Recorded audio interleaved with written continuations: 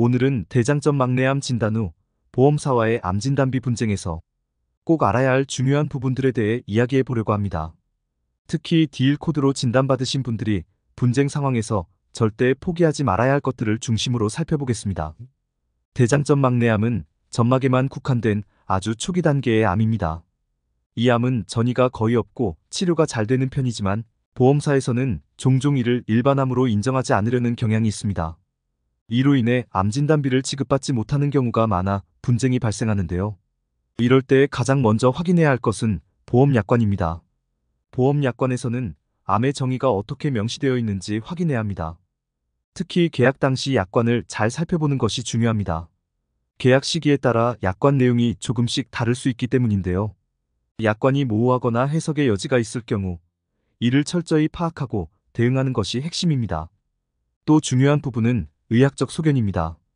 대장점 막내암이 병리학적으로는 분명히 암으로 진단될 수 있지만 보험사는 이를 전암 상태로 해석하려 할 수 있습니다. 이럴 때 진단서를 꼼꼼히 확인해야 합니다. 여러 병원에서 진단서를 받아서 비교해보고 보험사에 제출할 때 더 강력한 근거로 활용하는 것이 좋습니다. 특히 대장점 막내암은 진단명이 애매할 수 있기 때문에 병리 진단서에 암이라는 내용이 명확히 기재되어 있어야 합니다. 병리학적 소견이 확실한 경우 보험사의 주장에 맞서기 훨씬 수월해질 것입니다. 그런데 이렇게 보험사와 분쟁이 발생하면 혼자 해결하기 어려울 때가 많습니다. 복잡한 법적, 의학적 내용을 다루어야 하기 때문인데요. 이런 경우에는 보험 관련 전문가의 도움을 받는 것이 큰 도움이 될 수 있습니다. 약관 해석이나 법적 대응이 필요한 상황에서 전문가의 조언을 받으면 분쟁 해결이 훨씬 쉬워질 수 있습니다.